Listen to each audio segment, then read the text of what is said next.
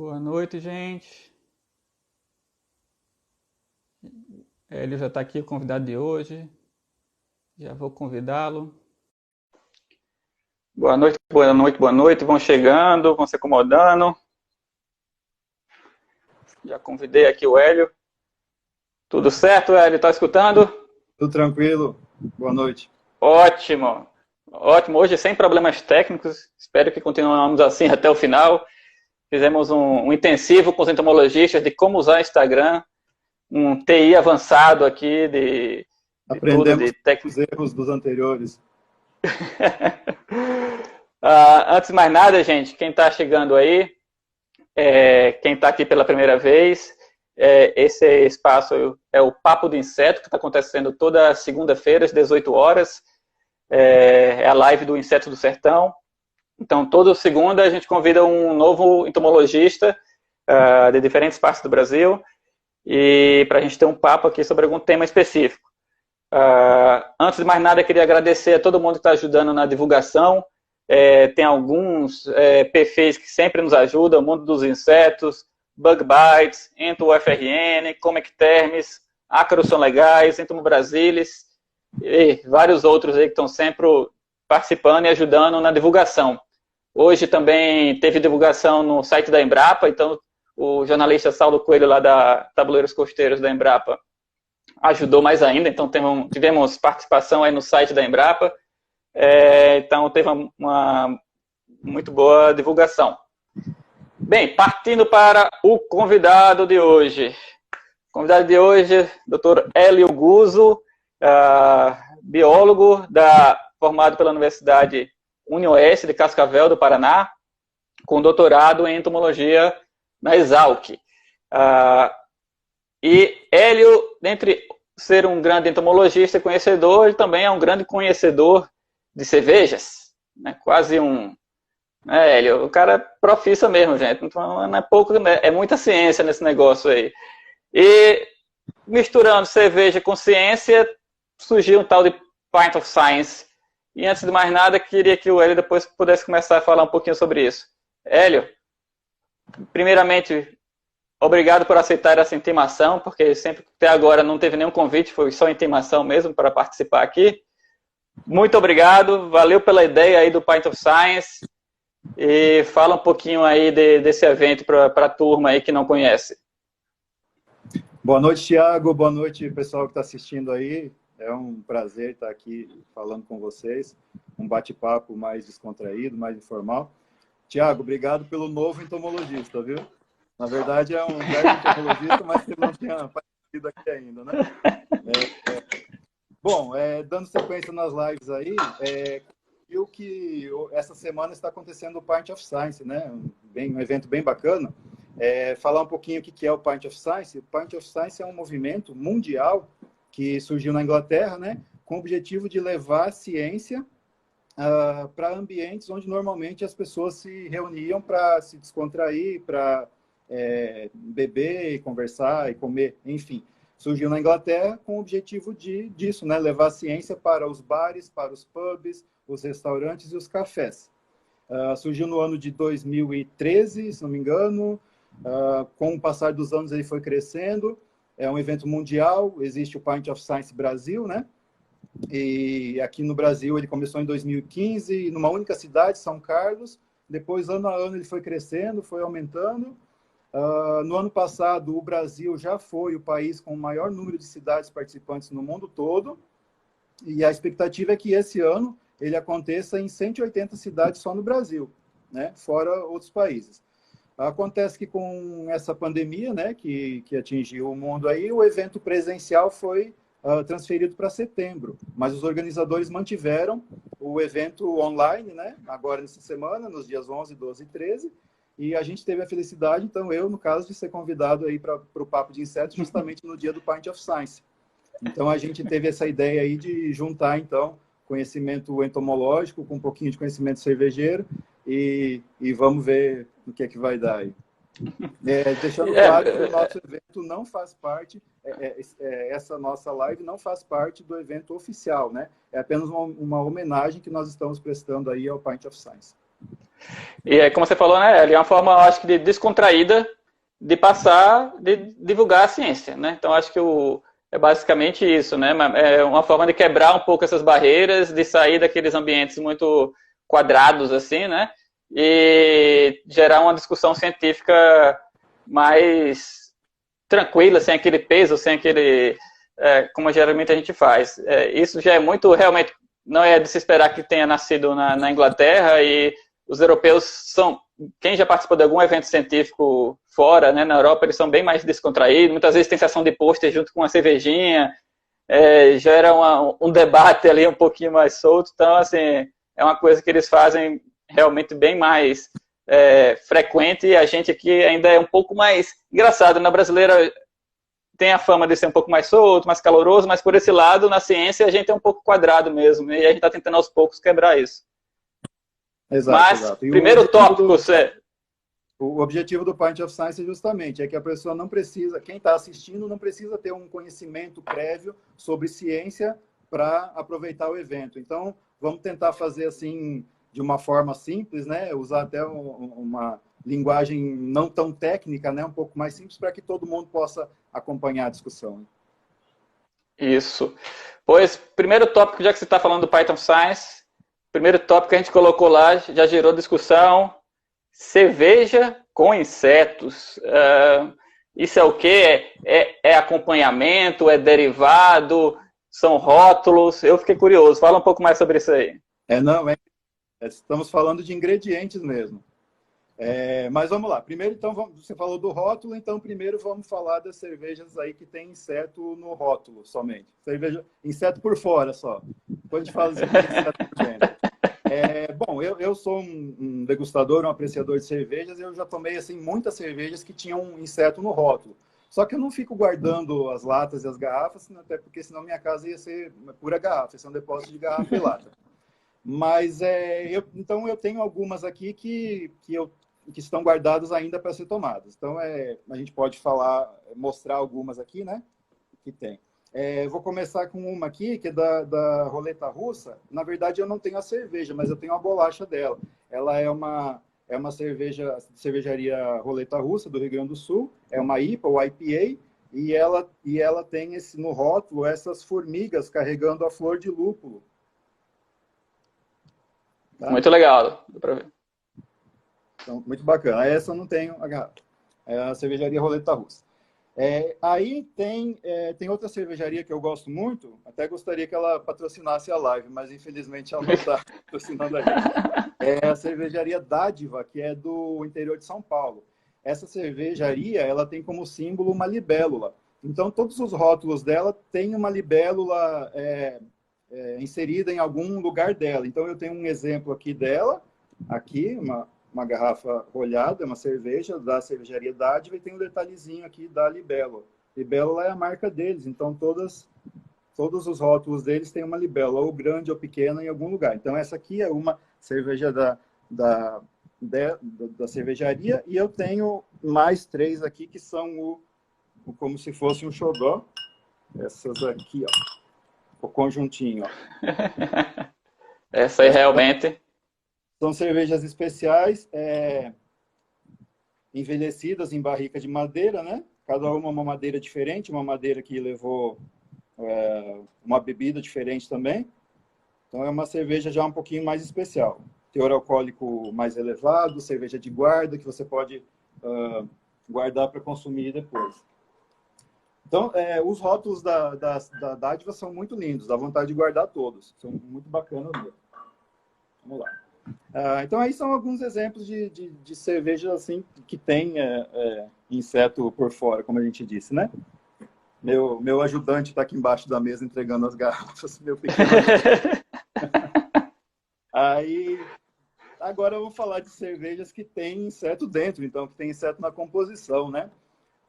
Bom, não é uma coisa assim muito que a gente encontra todo dia. Então tem uns caras que já fizeram cerveja caseira assim como experimento, colocando vários tipos de ingredientes aí. Então tem um pessoal que fez uma cerveja com saúva, colocou formiga saúva dentro da cerveja. Mas aí é um negócio caseiro mesmo, não é comercial, né? E eles falaram que usaram esse ingrediente para testar, porque a saúva tinha um gostinho cítrico, né? Então, acho que eles até usaram a saúva limão, né? Que é a Salva limão, né? é lata que tem esse sabor. Mas, enfim, não é uma coisa comercial. O que a gente tem de comercial, de cerveja que leva algum ingrediente derivado de inseto, são as cervejas com mel, né? O mel, como a gente sabe, todo mundo sabe, né? É produzido pelas abelhas, a partir do néctar, com enzimas, né? Que ela secreta. Então, o mel é um produto derivado da abelha. E aí tem várias cervejas no mercado que tem mel na sua composição. Então, vou mostrar algumas aqui. Essa aqui é muito conhecida, é a Ápia, da Cervejaria Colorado, de Ribeirão Preto. É uma cerveja que leva mel na sua composição. Uma cerveja de trigo alemã, de trigo do estilo, né? Alemão, uma Weissbier, né? Que leva mel aí na sua composição. Essa é bem conhecida, é bem popular. Tenho aqui uma outra que também é da Colorado, mas é um pouco menos conhecida. É uma versão diferente da Ápia, só que com mel de mandaçaia. Uma abelha nativa do Brasil, uma abelha indígena sem ferrão, né? A mandaçaia é a Trigona quadrifaciata, né? E essa cerveja aqui que leva mel. Então já é uma variação daquela Ápia. O mel da abelha da Apis mellifera, ele é mais doce, mais concentrado, né? E a abelha indígena, a abelha sem ferrão, o mel dela normalmente tem um teor mais alto de água, então ele acaba fermentando com mais facilidade, tem uma tendência a fermentar.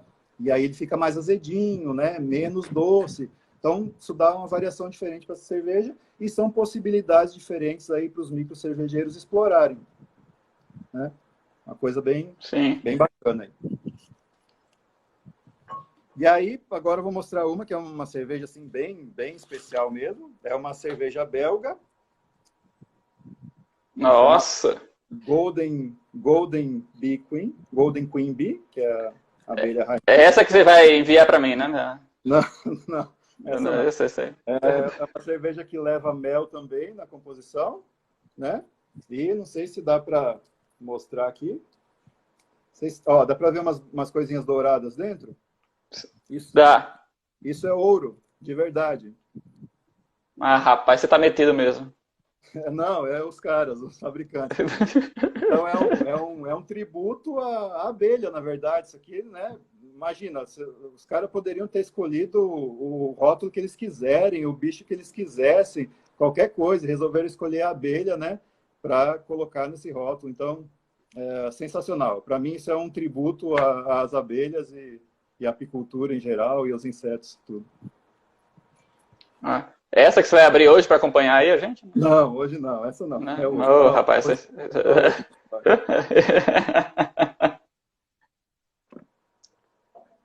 E aí, por fim, a cerveja que eu vou abrir hoje, tá aqui, já tá gelando, tirando ela aqui. É uma cerveja... Tem um nome tem gente falando que é medicinal já aqui, viu? A cerveja em geral, né? É medicinal. E aí tem essa cerveja aqui, que é a que eu vou, né, degustar hoje, que é a Honeydew. Tem esse nome bem sugestivo, né? Honeydew é uma substância produzida por insetos, né? Quem não sei se todo mundo conhece, vamos explicar o que é. Então, o Honeydew, existem os insetos sugadores, alguns deles, né? Cigarrinha, pulgão, mais cigarrinha.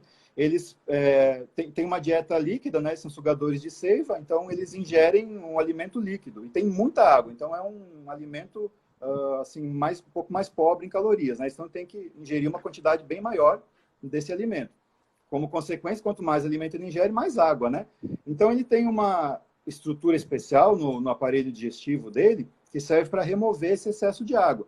Então o trato digestivo dos insetos, você tem lá o intestino anterior, aí vem o intestino médio e o intestino posterior depois. O que acontece nesses insetos? Tem o intestino anterior, também chamado de estomodeu. Logo na passagem do intestino anterior para o intestino médio, tem uma câmara aqui, uma câmara que se chama câmara filtro. Aí o intestino médio ele tem uma alça que volta para dentro da câmara e depois segue para o intestino posterior. Então, nesse momento que ele passa, que os dois canais se cruzam dentro da câmara, grande parte da água do alimento que está entrando já passa para dentro do outro canal. Então, ele já passa para ser excretado, ele nem segue para ser digerido. O que segue para ser digerido é um alimento um pouco mais concentrado. Essa estrutura se chama câmara-filtro, eu vi que teve gente que já matou aí, é a câmara-filtro. Então, ele secreta uma quantidade grande de água, só que essa água nunca sai sozinha, a água arrasta consigo açúcares, né, que estão dissolvidos ali. Então, quando ele fica jogando essas gotinhas de honeydew para fora, isso cai em cima de outras estruturas da planta e se desenvolve aquele fungo preto, que é a fumagina, né, fungo do gênero Capnodium. Então, esse é o honeydew, é essa substância açucarada que os insetos produzem aí. E o Hélio, o Daniel Álvaro até bem lembrou aqui que quem adora honeydew são as formigas, né? Então, muitas vezes esses insetos sugadores estão associados com formigas, né? Então, é a relação que os dois se beneficiam, né? As formigas vão para o doce e protegem, muitas vezes, esses insetos e algumas vezes até transportam, né? O produtor muitas vezes conhece como a mela, porque chega aqui, justamente aqui no Nordeste, pelo menos, aí no melão, na uva, aí fica aquela mela que eles chamam, que é justamente o honeydew. Muito Exato. bem, então essa que você vai abrir pra gente aí. De hoje é essa. Abre aí, por favor. Que tá em casa aí também. Pode abrir a de vocês aí. Eu não, infelizmente, né, você me pegou de surpresa, eu não tenho, você não me mandou a tempo uma dessa, então eu vou ter que abrir uma outra aqui, né, pelo menos para não ficar acompanhar você, né? Pra não ficar o pessoal que tá feio, né? Aí, manda pra gente, escreve aí qual é a cerveja que tá tomando também. Vamos lá, para fazer tem alguma mesmo. O cara é sommelier mesmo, né? Deve ter todos os copos aí. E tem um copo da cerveja, é outro nível, né? Mas... Não tem.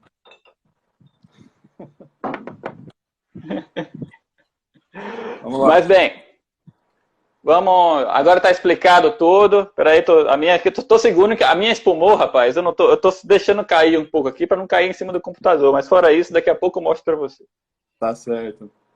Então, um brinde aí em homenagem ao Pint of Science, todo mundo que tá em casa assistindo.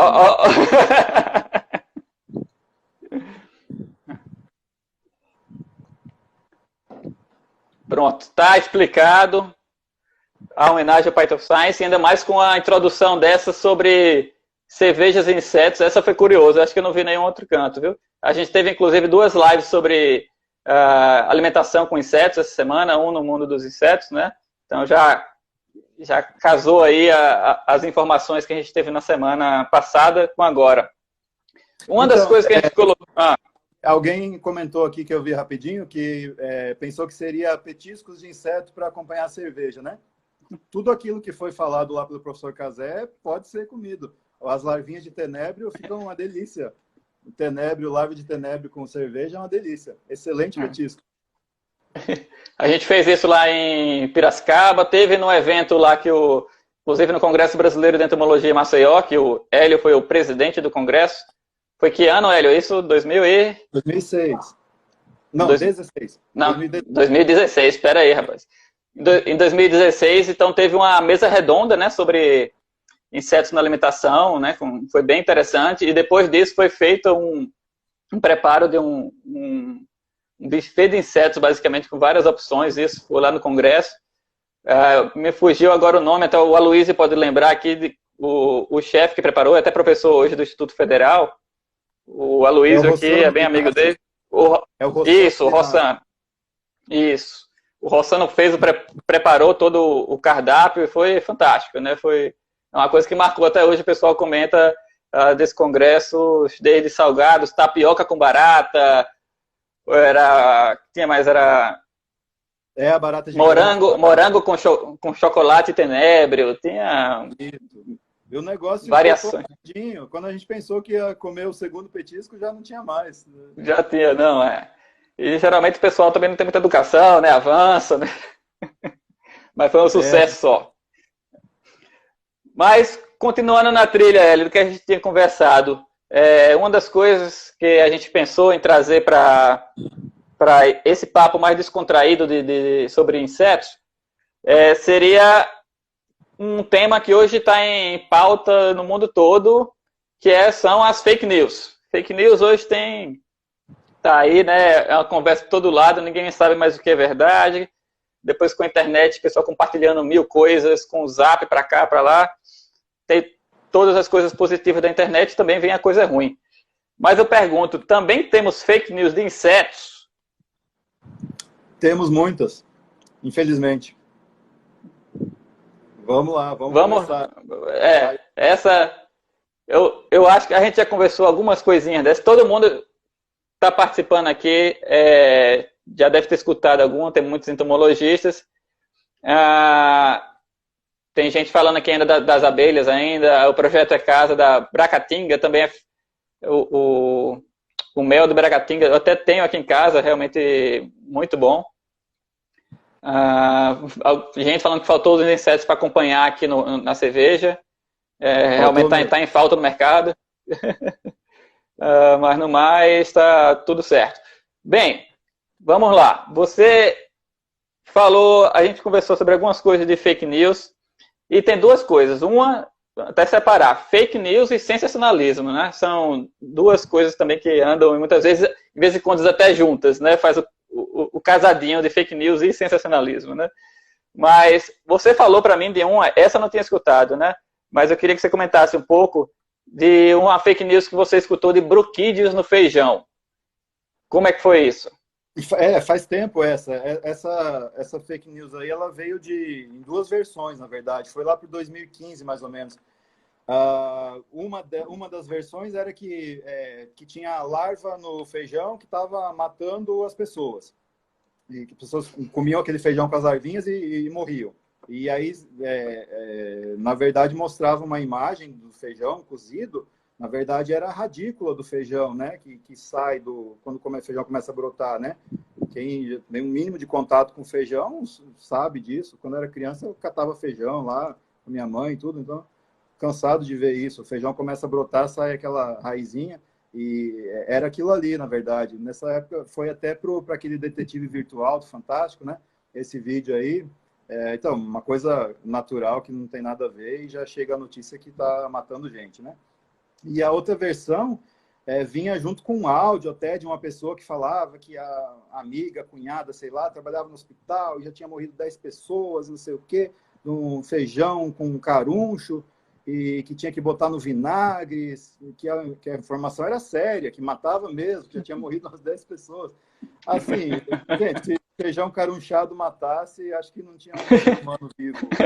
Mas porque impossível. Seria pior do que corona, né? Essas aí são as mais antigas que eu lembro, assim, de ter visto de fake news. Certo. A Sociedade dos Engenheiros Agrônomos de Alagoas está acompanhando aqui. O Projeto Casa falou também que as abelhas africanizadas foram os primeiros fake news. E outra pessoa, alguém já perguntou aqui, Emanuel Júnior, que viu um vídeo da avesso matando um rato recentemente e perguntando se é verdade mesmo. Então podemos já falar de um tema, já que esse é um tema da semana, né? Está em todo canto. Quem acompanha qualquer comunidade de entomologia, tá todo mundo falando das vespas mandarinas. Ótimo quando falam vespas mandarinas, porque em geral são vespas assassinas, né? Com aquela pegada. Então, você podia já falar um pouco, Hélio, o que você conhece dessas vespas mandarinas? Se esse vídeo que ele está comentando é verdade, o que você pode falar melhor sobre? Tá. Vamos lá. Eu não sou especialista em vespa, né? Muito menos na mandarina, que não tem aqui. Mas o pessoal do Bug Bites Podcast fez uma live hoje de manhã, muito bacana, com 4 especialistas falando sobre isso. E eles comentaram sobre esse vídeo, mas justamente na hora que eles foram comentar o vídeo, eu tive que sair porque eu tinha uma reunião do colegiado do PPT. Então, eu não peguei a explicação deles. Mas, assim, a gente não é especialista em vespa, mas ultimamente a gente está ficando especialista em fake news no Brasil, né? Porque, pelo amor de Deus, o que chega de fake news é impressionante. Então, assim, toda vez que você pega uma notícia, você tem que confrontar com aquilo que você sabe. Esse vídeo da vespa com o rato, assim, tem vários aspectos aí que chamam a atenção da gente. Em primeiro lugar, é um vídeo que chega, não fala o local, não fala a data, não tem informação nenhuma. Tudo que você vê ali, você tem que deduzir, né? E você não sabe em que circunstâncias aquilo ali foi gravado, como foi feito, nada. De fato, você vê lá um rato brigando com a vespa, né? E o rato, aparentemente, no final morre e a vespa vai embora. Mas assim, o que a gente sabe? O rato não é animal diurno, rato é um animal noturno. Então, aquele encontro ali da vespa com o rato no meio de uma rodovia, em plena luz do dia, é uma coisa muito pouco provável de acontecer. Então, a gente não sabe que circunstância foi, se alguém colocou aquele rato ali de propósito, se já estava moribundo, se botou a vespa para atacar ou não. Isso é muito... O pessoal monta muita coisa hoje em dia, né? Mas, assim, uma que eu até escutei falando que essa vespa, no caso, uma vez que eu vi comentando, inclusive, que essa espécie do vídeo aí não era a vespa mandarina, né? Era uma vespa, a vespa crabro, né? Que é de origem europeia, né? No caso, e que já está na América do Norte desde 1800 e até então não é a vespa mandarina, né? Mas que as pessoas já buscam. Mas é como você montou, as pessoas muitas vezes montam, constroem situações e filmam aquilo, e tem algumas sobre isso, né? Mesmo que todo o contexto do vídeo ali esteja correto, não tenha sido adulterado, mas não é a vespa mandarina, é outra espécie. Então já não merece crédito por isso. A vespa assassina. Você, por acaso, tem aí um exemplar? Você trouxe ou está na Embrapa? Então, muita gente pergunta se a vespa já chegou no Brasil, né? Já chegou sim, a minha chegou, já faz uns 15 anos que a minha chegou, mas dos outros aí eu não sei. Esse aqui é um exemplarzinho emblocado, né? Em resina, que eu tenho já faz um tempo. Então, guardo ele com carinho aqui, para lembrar. E essas vespas, né, Hélio, é importante também que, assim, essas notícias que chegaram com muita divulgação de todo lado, primeiro que não está certo que elas estão estabelecidas na América do Norte, né? Acho que pegaram a colmeia no Canadá, e isso em dezembro de 2019, eu acho, e um exemplar, eu acho que um adulto nos Estados Unidos, perto de Washington. Mas elas não estão ainda certo que se estabeleceram, porque são vespas sociais, né, que precisam, para serem introduzidas assim, precisaria entrar uma rainha, né, que conseguisse já fecundada para formar os ninhos e depois isso replicar e continuar. Então ainda não é certo que ela tenha se estabelecido, foram reportadas, mas os ninhos que foram encontrados já foram, inclusive, erradicados, né? A informação que chegou para a gente é que foi encontrado um único ninho, né, lá em Vancouver, no Canadá, né, e que esse ninho foi destruído. Isso no final do ano passado, né? E agora, no início desse ano, parece que foram coletados 2 ou 3 indivíduos no estado de Washington, nos Estados Unidos, mas é numa região muito próxima de lá do Canadá. É assim, do outro lado da fronteira. É muito próximo. Não dá para falar que está generalizado. Não, talvez seja indivíduos sobreviventes daquela primeira colônia que foi destruída ainda. Não sei em quanto tempo esses bichos vivem, né? Mas pode ser que seja da mesma introdução, né? E de fato, como você comentou, não acredita-se que ela não esteja estabelecida, não. Lá. O Mundo dos Insetos colocou aqui que uma das coisas que eles mais escutam, perguntas, é se tem risco de chegar no Brasil, né? Inclusive, eu participo de alguns grupos de produtores aqui da região do Vale do São Francisco e já vi produtores compartilhando e colocando, né, o risco e tudo, mas o que a gente tem escutado de especialistas é que elas são mais adaptadas ao clima temperado, né? Então, não é muito esperado que ela tenha uma adaptação em regiões de clima tropical. Então, assim, o risco para a gente é menor, né, se a gente for pensar na adaptação dessa espécie da sua origem e de onde ela tenha ocorrido. Quem puder, assiste depois lá no YouTube a live que foi hoje de manhã do Bug Bites Podcast, ficou gravado, né? Os especialistas comentaram isso, dizem que essa espécie ela tem um ciclo ali anual muito bem regulado com a questão ambiental, então tem uma parte do ano que ela hiberna justamente por conta do clima frio, né? Então, aqui realmente não é o tipo de clima que que ela gosta, né? A gente não pode dizer que mas, enfim, não é o habitat dela, realmente. O professor dela é do Sudeste Asiático, China, Japão. Sim. O professor José Wilson aqui, nosso colega lá da época da Exalc, colocou aqui, Tá resgatando abelhas, viu? É o Insta dele aqui. Ele falou que aqui no Pará rolou uma dizendo ser mandarina, mas que ele viu as fotos e na verdade era um macho de xilocopa, ou no caso a abelha, né? Então, tem muita coisa que começa a passar. Tinha outras coisas que eu estou meio perdendo aqui de pessoas que já comentaram, estou tentando resgatar, mas se a gente depois relembrar aqui, a gente responde. Teve uma que eu achei muito boa aqui do professor, deixa eu ver, que perguntou do professor Wendel Pontes, da Federal do Pernambuco. Ele falou que fake news de insetos. As escamas de asas de mariposas e borboletas cegam quando atingem os olhos. Essa é boa. Boa também. Tem gente que tem alergia, né, à escama de inseto, de lepidóptero, né? Mas, assim, não é uma coisa que vai fazer a pessoa ficar cega, né? Mas, Hélio, isso é peixe? É para ter escama? Explica isso aí. A escama da asa dos lepidópteros, né? Os lepidópteros, eles têm a asa do tipo membranosa com escamas, né? Então, é uma asa membranosa, uma asa hialina, transparente, com as veias, né, as nervuras e a membrana. Só que nos lepidópteros, essa membrana é quase sempre coberta por escamas, né? A gente fala que é uma asa do tipo membranosa com escamas. E essas escamas, elas se soltam com facilidade. Quando a gente vai fazer a coleção entomológica, né, tem que pegar os exemplares com cuidado. Se você pegar pela asa e esfregar, né, sai a escama, perdão, e descaracteriza o inseto, né, assim, digamos. E é até interessante que você falou das alergias. A gente comentou aqui na live com o Dr. Aloysio Coelho sobre tricograma, e o tricograma ele é multiplicado sobre ovos de anagasta, que é uma traça, que é um lepidóptero, e que tem bastante escamas. E quem cria esses insetos precisa usar máscara, precisa ter um sistema de exaustão, porque realmente aquilo causa uma alergia. Tem gente que não consegue entrar numa sala que esteja com criação de anagasta, né? Então, realmente causa uma alergia, assim, cegar já é um pouquinho difícil aí. Outras coisas, prosseguindo com fake news de insetos. E algumas nem tão fake, mas com as misturas de sensacionalismo.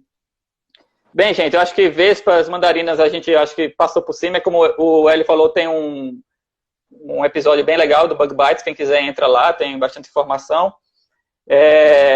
Mas, por enquanto, né, ficar atento a ler fontes mais seguras, né, e hoje mesmo, inclusive, eu vi um...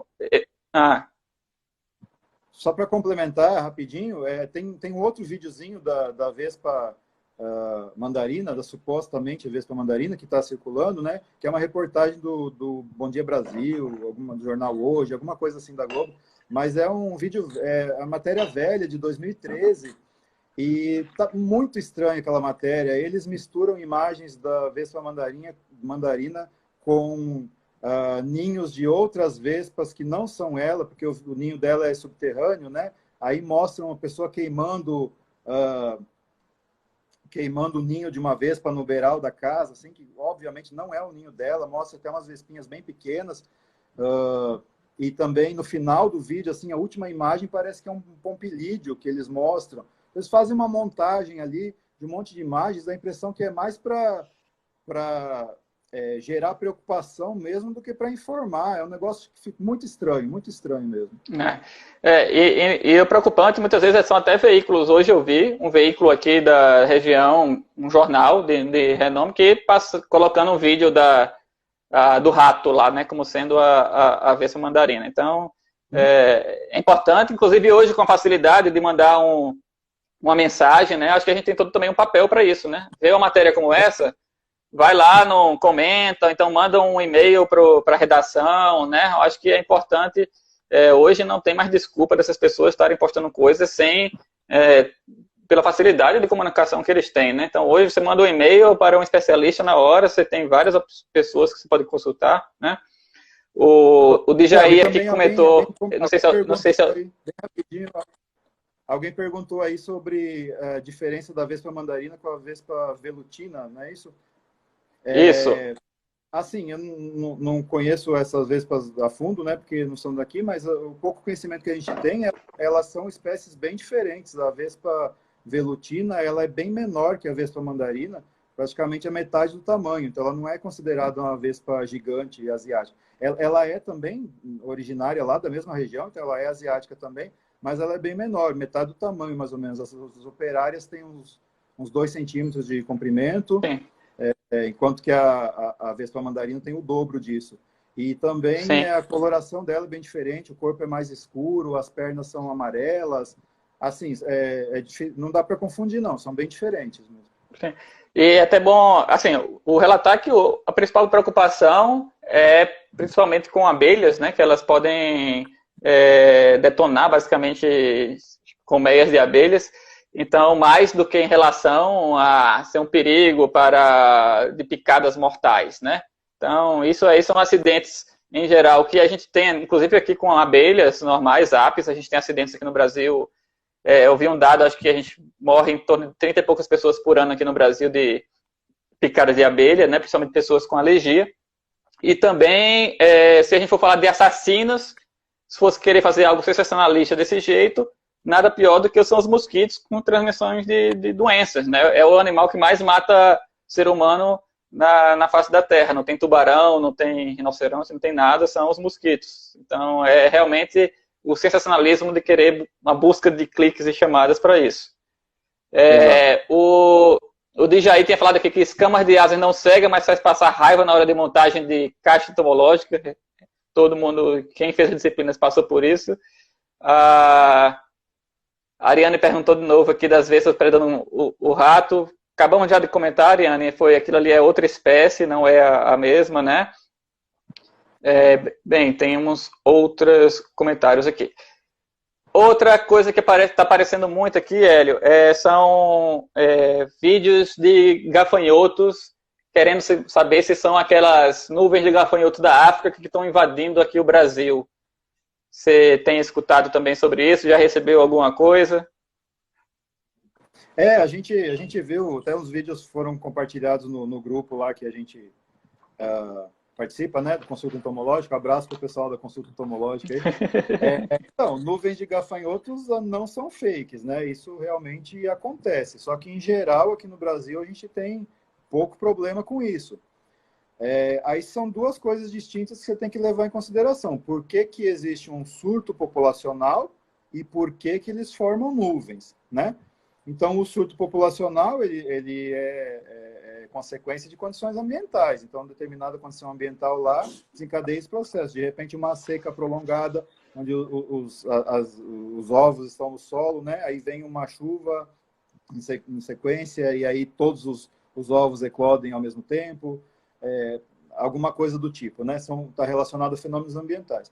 E aí, por que eles formam nuvens? Aí está relacionado com fenômenos fisiológicos, né? Essa questão de neurônio, de hormônios, e também isso é um comportamento que diminui a chance de predação deles, né?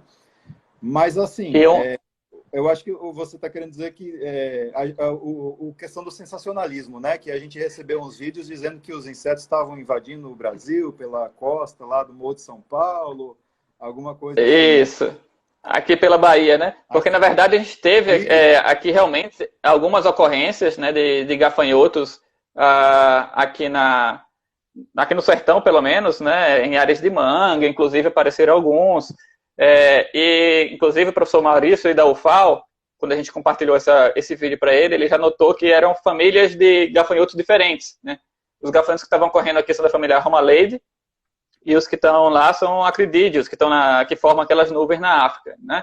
Então, ele já separou, né, que são, inclusive, famílias distintas, né? Então, são nem mais do que espécies, e que não se tratam das mesmas espécies. Então, são fenômenos que a gente tem aqui, mas não estão relacionados, não estamos sendo invadidos por gafanhotos africanos aqui na costa da Bahia. Também essa foi outra que chegou esse mês, mês passado, que chegou aqui no WhatsApp, né, montagens de alguns vídeos que falavam sobre a invasão de gafanhotos na costa da Bahia. E outra que eu acho ótima, essa foi uma das que estourou, eu acho que todo mundo que segue alguma comunidade de entomologia viu aquela, não sei se pode falar melhor, pessoas que têm umas manchas na pele. Comenta um pouco, essa é bem curiosa também. Da barata d'água, né? Isso. Isso, a barata d'água é um hemíptero, né, da família Belostomate, nada mais é do que um percevejo aquático, digamos assim, né? Aí essa fake news aí, ela mostrava uma imagem de uma barata d'água com uma coisa diferente no dorso ali, e a mão de uma pessoa toda furada, né, toda cheia de buracos assim, dizendo que era um vírus que se você simplesmente tocasse lá no inseto já ficava daquele jeito ali. Assim, aquilo que aparecia, o inseto com aquelas coisas diferentes no dorso, que as pessoas podem ter estranhado, são os ovos. Na verdade, vários belossomatídeos, a fêmea faz a postura nas costas do macho, no dorso do macho. É uma forma de proteger os ovos da predação, né, de outras baratas d'água e de outros indivíduos também. Então, esse é um comportamento absolutamente normal. Isso acontece o tempo todo. A fêmea faz a postura dos ovos no dorso do macho, né? E o macho fica carregando os ovos. E aquela mão daquela pessoa não tem nada a ver com a barata d'água. Aquilo ali, inclusive, se vocês procurarem no YouTube, tem um videozinho de um tutorial de como fazer aquilo numa página que é de efeitos especiais, assim, para filme, para maquiagem, essas coisas. Então, aparece lá o vídeo, a mulher, ela passa algum produto na mão, que eu não sei o que é, não estou familiarizado com esse tipo de produto aí. E depois ela passa uma camada de cera, na mão, aí ela molda, deixa tudo bonitinho assim, camadinha bem uniforme, e com um objeto pontiagudo ela vai fazendo aqueles buraquinhos um por um. Até fala lá que ela demorou umas 2 horas para fazer aqueles buraquinhos todos. Mas existe até um tutorial, então aquela imagem foi tirada de um tutorial de efeitos especiais para ser colocada de propósito, associada com um belostomatide, para quê? Para criar pânico nas pessoas. Nada mais que isso. É incrível, né? Eu queria ter o tempo disponível que essas pessoas têm, viu? A Jaque Maria falou outra aqui que realmente eu já escutei, é muito boa, né? Que sobre a equidise das cigarras, que ao deixar a exúvia com abertura no tórax, para o novo Insta, as pessoas costumam falar que foi por ter cantado demais e chega a estourar pelas costas. Isso. É realmente bem... Mas essa eu gostei, porque ela é pelo menos poética, né? Assim, é bonita, né? Essa fake news. Mas né, que a gente encontra lá, mas é justamente a abertura que normal de mudança de Insta que ela deixa para trás a sua na equidise, né? Projeto ICASA aqui falou que também teve períodos bem longos de seca no Piauí e que tiveram problemas de nuvens de gafanhoto em picos, né? Tivemos realmente alguns relatos aqui no sertão de não sei se podemos chegar a chamar de nuvem, mas de realmente explosões populacionais grandes. O José Wilson também falou da mesma coisa. Gafanhoto tucura. Esse não faço ideia, Zé. Depois se puder falar aí até se esse é o nome comum, se esse é o gênero. Bem, deixa eu ver o que mais aqui.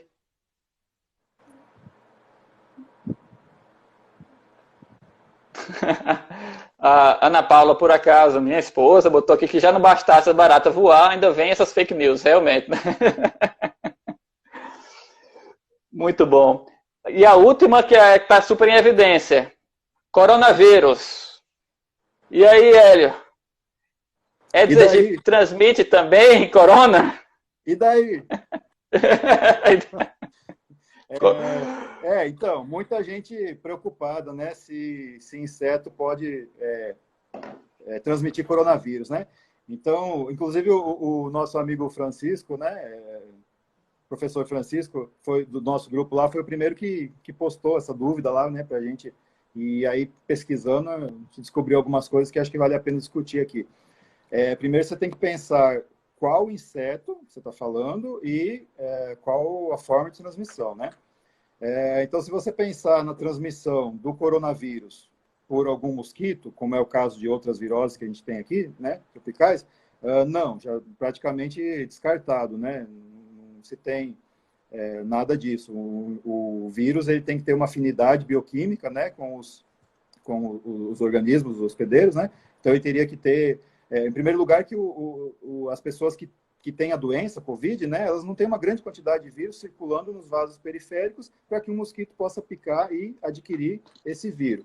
Segundo lugar, esse vírus, ele sendo ingerido pelo mosquito, ele não tem a capacidade de se ligar, né, nas células lá do inseto e de colonizar o corpo do inseto. Provavelmente ele vai ser digerido junto com o sangue que ele picar, né?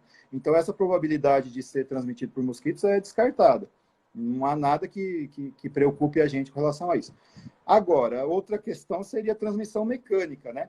Tem vários insetos sinantrópicos, né? Barata, piolho, percevejo de cama, mosca, né? Que convivem com a gente em ambiente urbano e eles poderiam ser vetores mecânicos do vírus, né? As pessoas perguntam isso também. Porque se você toca em superfície contaminada e se contamina, né? De repente o inseto pode se contaminar numa superfície dessa e depois vir contaminar você. Então, assim, a probabilidade ela é pequena, porque teria que cair uma grande quantidade de inóculo em cima do inseto desse, e esse inseto depois conseguir passar para você essa grande quantidade de inóculo. Não é simplesmente uma partícula viral que vai produzir uma infecção na pessoa, né? Então teria que ser um inóculo muito grande. Agora, eu não descarto essa possibilidade, porque coronavírus ele não ocorre só em humanos, né? Diversos grupos de animais de sangue quente têm seus coronavírus específicos. Então tem coronavírus de boi, tem coronavírus de galinha, tem coronavírus de cachorro.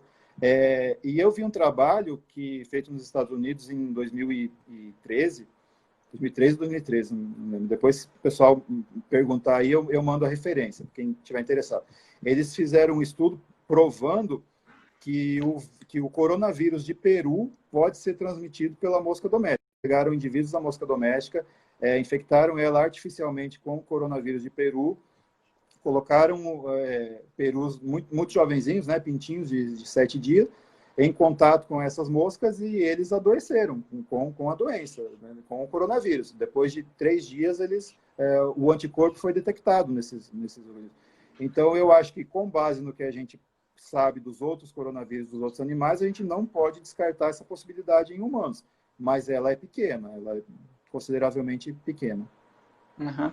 Não, muito boa. E essa informação que você passou aí desse estudo é fantástico, né? Justamente feito no Peru, não no país Peru, viu, gente? No animal. Não, é no animal. Então, assim, a ideia seria isso, né? De você fazer uma transmissão mecânica, não como fosse mosquitos, né? Ele ia pousar em uma superfície contaminada e levar esses inóculos para a pessoa pousando na boca, nos olhos, coisa do tipo. Isso seria os únicos riscos, né? Mas tô buscando aqui que o Francisco fez alguma. O Francisco botou aqui o quê? Moscas facilita a transmissão. Está. Dado que facilita o contato das mãos. Tá toda vez saindo aqui. Desculpa, Francisco, estou tentando ler, mas não consigo. Dado que facilita o contato das mãos com a face e os olhos, né? É o que o Francisco falou aqui. Isso segundo trabalhos de iranianos. Mas bem, é isso, né? Se tiver qualquer contato, né, pelo que a gente discutiu com vários amigos da área, foi que é isso. Se tiver alguma chance mínima, seria de uma transmissão mecânica, né, de algum inseto, como principalmente moscas, pousando em alguma superfície contaminada, indo para cima de olhos ou boca, coisa do tipo. Então, essa seria, mas não vamos colocar mais peso nas costas do Aedes aegypti, que aí já é demais. Os coitados já transmitem muita coisa, né? Coronavírus não, né? Não é isso, né? Hélio, nosso tempo a gente tinha colocado bem mais coisa que falar, já vamos em 48 minutos já. Eu queria falar aqui rapidamente, porque uma das coisas que a gente começou hoje a live falando em divulgação científica, falando em ter uma linguagem mais acessível para a comunidade de uma forma em geral, e como isso pode ser facilitado, né?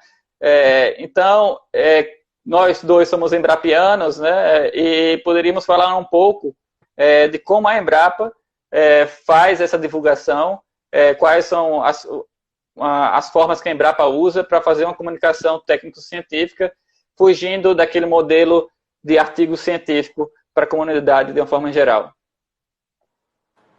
Isso. Bom, a Embrapa é a empresa brasileira de pesquisa agropecuária, né? Vinculada ao Ministério da Agricultura do Brasil. Ela tem mais de 40 centros espalhados pelo Brasil todo. Tem atuação no exterior também, né?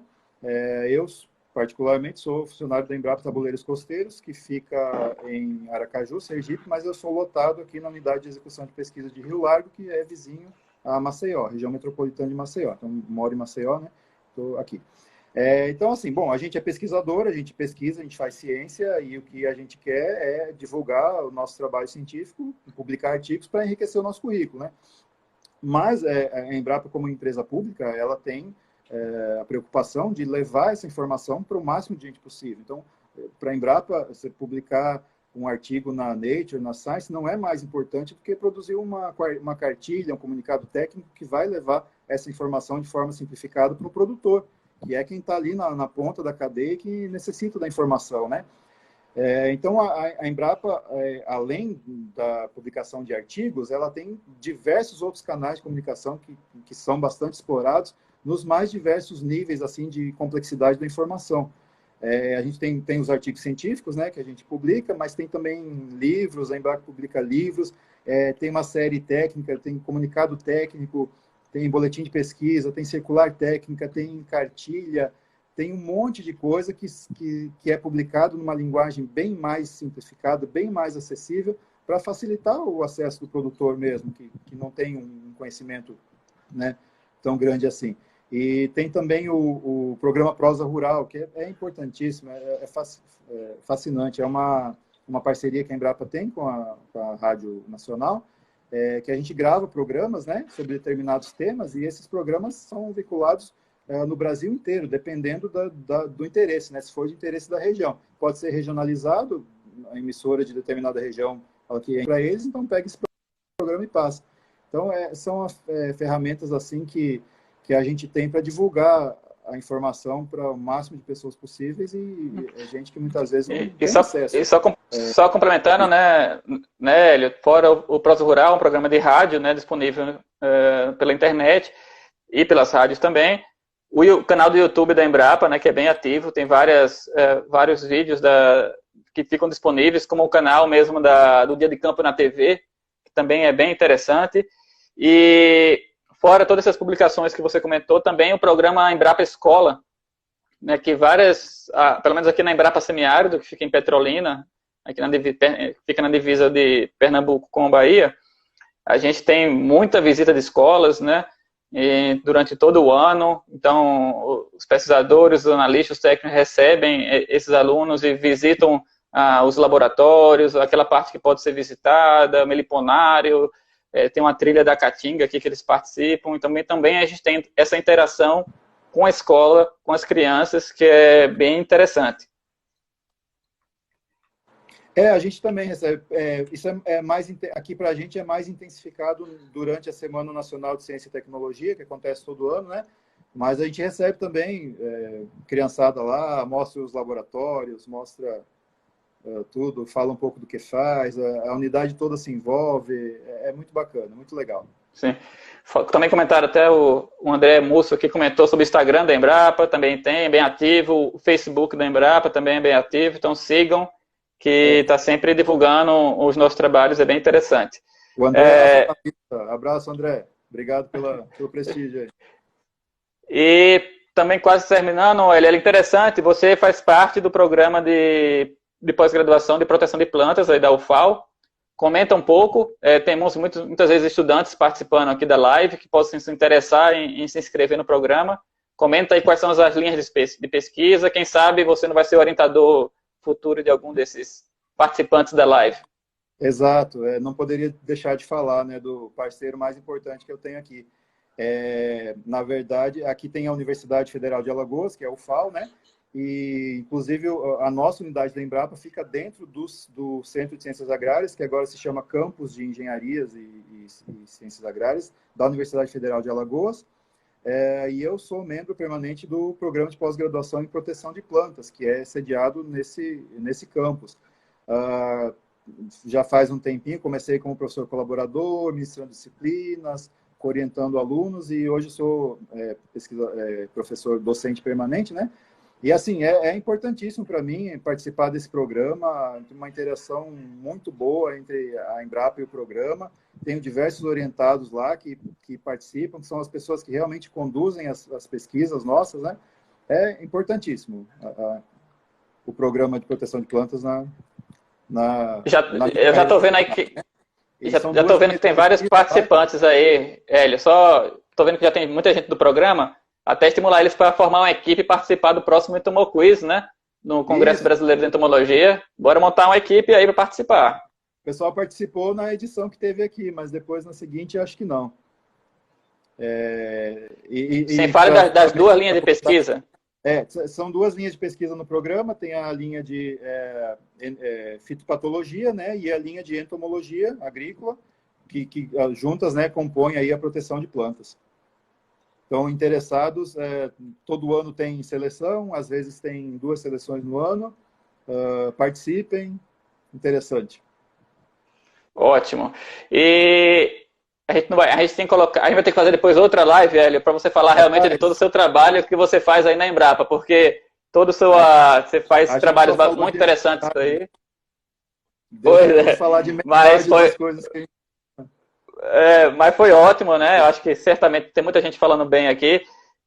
O Hélio tem muito trabalho com parte de pragas do coqueiro, manejo integrado de pragas do coqueiro, com pragas quarentenárias, que é outro assunto de extrema importância. A gente fazer uma live depois só sobre pragas quarentenárias, eu acho que já é um assunto de extrema relevância que a gente pode estar abordando aqui. Eu queria só que você divulgasse o livro que você participou, que foi lançado recentemente, que é uma das suas principais áreas de formação. Fala um pouquinho desse livro e divulga aqui para a galera. A minha área de formação é resistência de plantas a insetos, né? Fiz o doutorado lá na Exalc, com o professor de Jair. A resistência de plantas, ela é uma área que já é bastante antiga, assim, uma área de estudo, né?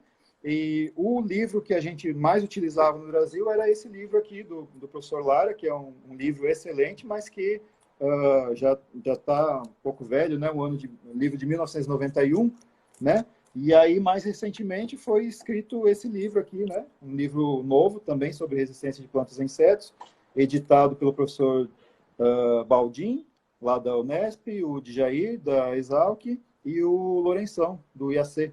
Então, é um livro novo que preenche essa lacuna aí que faltava, né? De informação atualizada sobre resistência de plantas a insetos. E eu tive a felicidade de ser convidado para escrever um dos capítulos, né? Então, junto com o professor Djair e com o Leandro do Prado Ribeiro, que é lá de Santa Catarina, da IPAG, Chapecó, então escreveu o capítulo sobre antibiose, né? Já estão pedindo já para sortear um livro aí, viu? O Elião vai sortear aí na UFAL com a galera. Mas muito bom. Está disponível isso no site da Calc. Mas, bem, esse é um livro base, né? Que eu acho que todo entomologista tem que ter, né? Eu estava deixando para comprar no Congresso. O Congresso foi adiado para o ano que vem, o Congresso Brasileiro de Entomologia. Vou ver se eu consigo antes, mas é um livro básico que todo mundo precisa ter da parte de resistência. Elião, valeu, foi muito bom. Eu acho que teve uma participação bem legal, a galera interagindo bastante.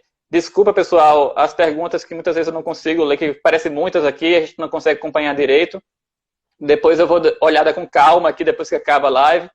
E vou deixar disponível essa live, ela fica mais um dia, né? 24 horas o Instagram deixa. E quem não conseguiu assistir agora, depois pode repassar para os amigos aí, que pode assistir depois. Até amanhã ainda está disponível. A gente tem aqui, Hélio, um cara de coisa. Hélio separou um monte de bugiganga entomológica para demonstrar que ele coleciona aí. Eu separei só algumas coisinhas que eu tenho aqui em casa, que a maioria fica na Embrapa, a gente não conseguiu nem mostrar, né, Hélio? Mostra uma coisa só aí. A gente tem 1 minuto, mostra uma coisa aí para despedir da galera. Não dá. Não dá. Escolhi aqui, ó. Quebra-cabeça de inseto. 1000 peças. Pronto. Eu vou mostrar então meu baralho, meu baralho de Lepidoptera aqui que eu tenho. Né? Vamos lá, vamos mostrando aí até acabar. Tem 45 segundos. Livro de contato de inseto. Pô, tem LP do Criolo, ó, cheio de desenhos entomológicos. Esse aqui o meu assistente trouxe para eu mostrar. Cadê ele? Ó, não tem criança, mas o que tem é livro do infantil de inseto aqui, né? O grande livro dos grandes insetos. Tem de tudo aqui. Elião, 15 segundos. Valeu, valeu, brigadão. Gente, valeu, obrigado. Um abraço para todo mundo aí. Muito obrigado mesmo. Tchau, tchau. Valeu, gente. Abração.